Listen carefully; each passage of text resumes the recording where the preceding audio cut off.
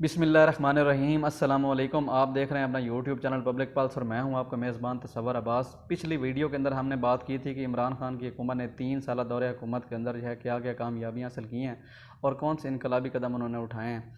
तो इस वीडियो के अंदर हम जो है उनकी हुकूमत की नाकामियों के ऊपर कि किस किस शोबे के अंदर वो नाकाम हुए और कहाँ पर उनको मज़ीद काम करने की ज़रूरत है, क्या जो इमरान खान साहब के वादे हैं वो पूरे हो रहे हैं या उनमें कुछ कमी कोताहियाँ हैं, उनके ऊपर हम बात करेंगे।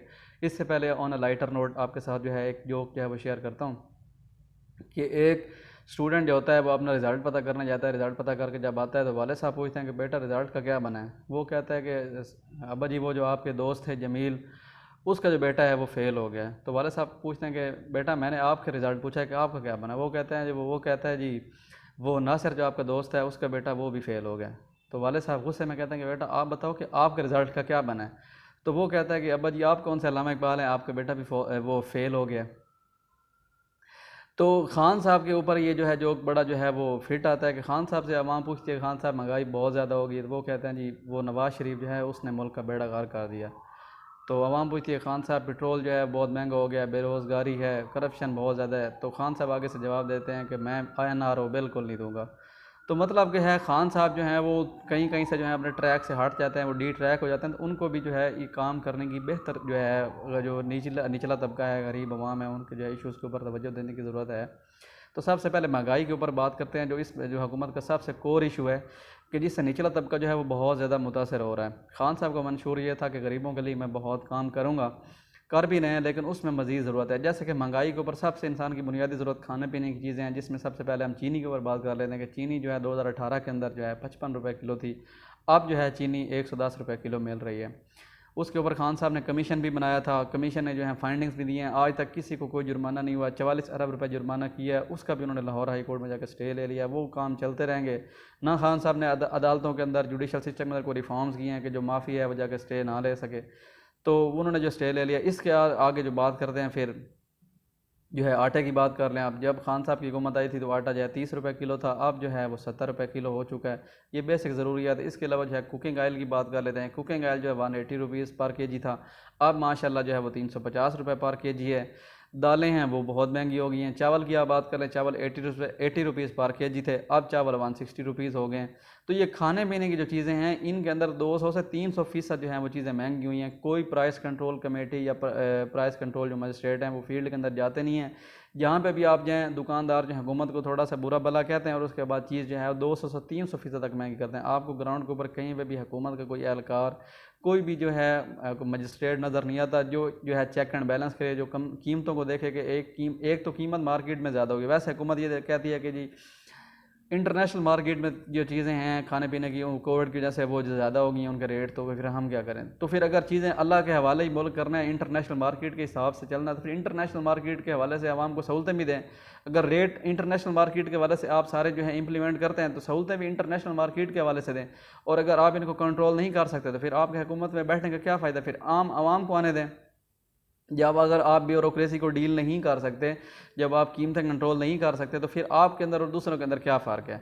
अच्छा, उसके बाद बात कर लेते हैं, ये खाने पीने की चीज़ें थी। इसके अलावा दूसरी जो बुनियादी ज़रूरत है वो दवाइयाँ, मेडिसन। इनकी हुकूमत के अंदर आते ही माशाल्लाह जो है इनके जो वज़ीर सेहत है आमिर खियानी, उनका दवाइयों का स्कैंडल आ गया। जो चीज़ें थी, जो दवाइयाँ थी वो 200 से 300% तक महंगी हो गई।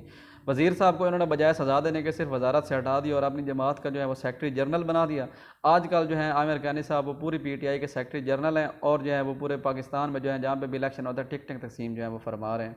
तो ये खान साहब ने अपनी जमात के अंदर जो है वो एहतसाब किया है। दूसरों को तो बड़े कहते हैं कि ये चोर हैं, डाकू हैं, इनको सज़ा मिलनी चाहिए, अपने ऊपर भी थोड़ी सी नज़र करम जो है वो करनी चाहिए। तो मेडिसन जो है इतनी महंगी है। सिर्फ एक मेडिसन की बात कर लेते हैं कि पाकिस्तान के अंदर हर 10वां बंदा जो है वो डायबिटीज़ का पेशेंट है। तो डायबिटीज़ के लिए आपको पता है कि इंसुलिन की ज़्यादा ज़रूरत होती है। इंसुलिन जो पहले 200-300 रुपये में मिल रही थी, अब वो 800-700 में मिल रही है। तो ये हालात है मेडिसिन के हवाले से। अच्छा, उसके बाद जो है बिजली और गैस को आप देख लें कि IMF जैसा कहती है कि बिजली और गैस की कीमतें बढ़ा दें। खान साहब बगैर सोचे समझे बिजली और गैस की कीमतें जो बढ़ा देते हैं। जब आए थे उस टाइम 9 रुपये का बिजली का यूनिट था जो है घरेलू, अब जो है यूनिट 14 रुपये का हो चुका है। जो पहले बिजली के बिल जो है वो 1500 तक आते थे, 1000 तक, अब वो 2500 से 3000 तक आ रहे हैं। अगर आप घर में भूल कर AC लगा लें तो फिर 20,000 से 25,000 जो है बिल मस्ट आ जाता है। तो जो बिजली के बिल हैं, बजाय के जो इंडस्ट्रियलिस्ट हैं, जो बड़े लोग हैं, पॉलिटिशियंस हैं, कारोबारी हजरात हैं, बिजनेसमैन हैं और बड़े बड़े जो माफियाज हैं जो पैसे कमा रहे हैं, बना रहे हैं, टैक्स चोरी कर रहे हैं, उनसे बजाय पैसा इकट्ठा करना के आवाम के जो है उसके ऊपर जो है बिजली महंगी कर देते हैं, गैस महंगी कर देते हैं। एलपीजी का सिलेंडर जो है वो जहाँ पे पहले था 70 रुपये का, अब वो 130 140 रुपये पर केजी मिल रहा है। तो ये तो आवाम की बेसिक ज़रूरियात है, इनके ऊपर तो थोड़ी नज़र करम जो है वो खान साहब को करनी चाहिए। अच्छा, उसके बाद जो है ये बिजली और गैस की सूरत हाल होगी, मेडिसिन की होगी। उसके बाद बात कर लेते हैं पेट्रोल की। अब हर रोज़ 100 के जब उठते हैं तो पेट्रोल की कीमत जो है वो पहले 100 थी, तो अब 103 होगी, 104 होगी, 105 होगी। जब पेट्रोल की कीमतें बढ़ाते हैं तो जो ट्रांसपोर्टर हजरात हैं वो बगैर सोचे समझे, हुकूमत का ना उन्हें कोई डर है ना खौफ है, जो है वो किराए के साथ 50 रुपये बढ़ा देते हैं। चाहे पेट्रोल फिर कम भी हो जाए, वो किराया फिर आज तक कम नहीं हुआ। तो इसके ऊपर जो है हुकूमत पंजाब जो है इस फुली तौर पर नाकाम है, किराया इंप्लीमेंट करवा नहीं सकते और पेट्रोल की कीमतें दिन ब दिन बढ़ती जा रही है। इनकी हुकूमत के अंदर जो है पेट्रोल का एक बहुत बड़ा स्कैंडल भी आया था। 75 रुपये हुकूमत ने जो है कोविड-19 के अंदर पेट्रोल की कीमत फिक्स की थी। पूरे पाकिस्तान के अंदर जो है लंबी लंबी लाइनें लग गई, 10 दिन तक लोग जो है वो जलील व ख्वार होते रहे। आखिरकार हुकूमत ने पेट्रोल माफिया के सामने जो है वो घुटने टेक दिए और पेट्रोल की कीमत पाकिस्तान की तारीख के अंदर एक ही दिन में 25 रुपये जो है वो बढ़ा दी जाके 100 रुपये की। तो पूरे पाकिस्तान में पेट्रोल मिलना शुरू हो गया। आज तक उन पेट्रोल माफिया के जो है कोई सज़ा नहीं हुई। नदीम बाबर साहब उनके थे, उनकी अपनी पेट्रोल कंपनी है, कोई सज़ा किसी को नहीं हुई। लाहौर हाई कोर्ट चीखती रही है कि जो पेट्रोल महंगा हुआ था एकदम 25 रुपये, इसके ऊपर जो है तहकीक करवाई जाए। आज तक पाकिस्तान में किसी मुशीर को, किसी वज़ीर को कोई इन्वेस्टिगेशन, कोई सज़ा नहीं हुई, किसी से कोई रिकवरी नहीं हुई। एक जो है शेल कंपनी या हैस्कोल जो है या अटक जो है, उनको जो है 1-1 करोड़ या और 2-2 करोड़ का जो है फ़ाइन कर दिया। उनके लिए क्या है 1 करोड़ या 2 करोड़ का वो फ़ाइन। तो इसके ऊपर जो है प्रॉपर काम करने की ज़रूरत थी। जो खान साहब जो हैं माफिया को कहते हैं कि मैं कंट्रोल करूँगा। माफिया पाकिस्तान के अंदर सिर्फ जरदारी और नवाज शरीफ नहीं है, इसके अलावा भी बहुत माफिया हैं। उनमें से कुछ जो हैं आपके भी लेफ्ट और राइट साइड पर बैठे हैं, जैसे कि चीनी का आप देख लें, 55 रुपये से 110 तक ले गए हैं चीनी माफिया जो है, और एक उसको आज तक सज़ा नहीं हुई। 40 अरब रुपये का जुर्माना किया, वो भी स्टे उन्होंने ले लिया है। तो इसके ऊपर जो है हुकूमत को जो है वो काम करने की ज़रूरत है। अच्छा, उसके बाद जो है बात करते हैं रिफ़ॉर्म्स के हवाले से कि जब आए थे तो कहा था कि मैं रिफ़ॉर्म्स करूँगा, हर इदारे के अंदर जो है 90 दिन के अंदर इंशाल्लाह रिफ़ॉर्म्स हो जाएंगी, इदारे जो है अपना काम करने लग जाएंगे। पंजाब पुलिस को मैं चेंज कर दूँगा, बड़ा नारा लगाते थे। पंजाब पुलिस के लिए आते ही जो है नासिर दुरानी को लेके आए, इतना उनको जो है काम करने का जो है वर्किंग इन्वायरमेंट फ्रेंडली माहौल मिला कि उन्होंने जो है 6 महीने के अंदर ही रिज़ाइन कर दिया। उसके बाद जो है आज तक पंजाब पुलिस के जो हैं इनाम गनी साहब ये छठे आईजी हैं, 6 आईजी चेंज हो चुके हैं पंजाब पुलिस के अंदर। यहाँ तक कि लाहौर के अंदर लोग जो हैं, पाकिस्तान का पंजाब का जो कैपिटल है, दारुल खिलाफ है पंजाब का, वहाँ तक लोग महफूज नहीं है। लोग जो हैं, औरतें जो हैं वो बाहर रोड के ऊपर जो हैं या गाड़ियों के अंदर वो सफ़र, पब्लिक ट्रांसपोर्ट में सफ़र नहीं कर सकती। ये है रूल ऑफ लॉ, ये है इनके कानून की रेट है कि कोई भी जो है किसी पार्क के अंदर, कोई किसी पब्लिक ट्रांसपोर्ट के अंदर, कोई जो है बाहर से ख़वातीन अगर आके जो है, जिस तरह ठोकर नाज देखा आपको वाक़या का पता है कि जो है रात को ट्रैवल तक नहीं कर सकती। तो ये है कानून की अमल दरामद और यह पुलिस की जो है परफॉर्मेंस है। उसके बाद बात कर लेते हैं, आप अदालतों की बात कर लें कि कोई भी शरीफ आदमी उसके घर के ऊपर कब्ज़ा हो जाए, उसके घर चोरी हो जाए, डकैती हो जाए, अभी जो है किसी के घर में कोई मसला हो जाए, तो वो जो है थाने के अंदर नहीं जाते, एफआईआर नहीं दर्ज करवाते डर से, अदालतों के अंदर नहीं जाते कि हमारा 1 लाख रुपए की चीज़ गुम हुई है तो 2 लाख तो हमारे कचहरियों के अंदर लग जाएंगे, और जो है दादा वो केस करता है, पोते जो है वो जाके फैसला सुनते हैं। तो खान साहब ने इसके लिए क्या रिफॉर्म्स किए अदालतों के लिए, पुलिस के लिए, ब्यूरोक्रेसी का आप सुन लें। ब्यूरोक्रेसी का जो है उनके जो है प्रिंसिपल सेक्रेटरी आज़म खान साहब, उनकी जो है क्वालिफ़िकेशन है वो एमए पॉलिटिकल साइंस है, और वो माशाल्लाह से पूरे पाकिस्तान की ब्यूरोक्रेसी को डील कर रहे हैं।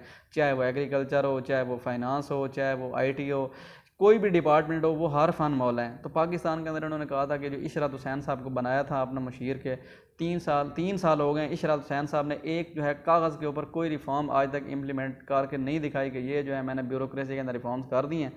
वही ब्यूरोक्रेट है, ब्यूरोक्रेट की क्वालिफ़िकेशन एमए इंग्लिश होती है, एमए उर्दू होती है, वो सेक्रेटरी लेबर लग जाता है। 1 महीने के बाद वो सेक्रेटरी सेहत होता है, वो पूरे जो है पाकिस्तान पंजाब की सेहत को देख रहा होता है। अगले दिन वो जो है फाइनेंस में चला जाता है, अगले दिन उससे कॉमर्स में चला जाता है, फिर इंपोर्ट एक्सपोर्ट में चला जाता है। तो पाकिस्तान की जो है ब्यूरोक्रेसी जो है, इनके हाथ में इलादीन का चिराग है, हर फन मौला है। ये क्वालिफ़िकेशन एमए पॉलिटिकल साइंस है, एमए उर्दू है, और सेक्रेटरी ये जो है एग्रीकल्चर के लग जाते हैं। उसमें डेयरी फार्मिंग के लग जाते हैं। तो ये आप देखें, इसके ऊपर खान साहब की ज़ीरो परफॉर्मेंस है। कोई जो इन्होंने आज तक इस्लाह नहीं की, किसी डिपार्टमेंट ने कोई इस्लाह नहीं। कहा था कि पटवारी जो है पटवार को ख़त्म करेंगे, लैंड रिकॉर्ड करेंगे। पटवारी को बजाय ख़त्म करने के पूरे पंजाब के अंदर पटवारी जो है पिछले दिनों के अंदर जो है वो उसके रेट चले हैं 10-10 लाख 15-15 लाख रुपए लोग पे करके पटवारी भर्ती हैं। ना किसी ने PPSC ने टेस्ट लिया, किसी एजेंसी ने कोई टेस्ट नहीं लिया, कोई इंटरव्यू नहीं हुआ। DC के साथ मिलकर लोगों ने अपनी मर्जी के लोग जो हैं वो रखवाए हैं। इसी तरह तहसीलदार का आपको पता है कि पाकिस्तान की तरीके के अंदर जो है पब्लिक सर्विस कमीशन एक जो है शफाफ इदारा था, उसके अंदर भी जो है ये हालत थी कि 16 लाख रुपए रेट चल रहा था तहसीलदार का जो है वो रिक्रूट होने का। मैंने खुद जो अप्लाई किया हुआ था, मैं खुद पेपर देने जा रहा था तो रास्ते में सुना था कि पेपर कैंसिल हो गया, पेपर लीक हो गया 16 लाख रुपए दे के। तो जो इदारा जो एक प्रॉपर स्मूथली काम कर रहा था आपकी हुकूमत में माशाल्लाह, उसके अंदर भी जो है वो करप्शन आ गई। क्या आपने किया? PPSC की करप्शन जो पकड़ी गई थी, एंटी करप्शन ने जो पकड़ा था उसके ऊपर क्या कार्रवाई हुई? कुछ भी नहीं हुआ। पटवारी में वो सिफारिश में भर्ती में कुछ भी नहीं हुआ। तो खान साहब इसके ऊपर थोड़ी जो है वो आपको नज़र करम करने की ज़रूरत है। उम्मीद है कि आप इन चीज़ों के ऊपर जो है फोकस करेंगे। बाकी कुछ मसाइल हैं उनके ऊपर भी बात करते हैं।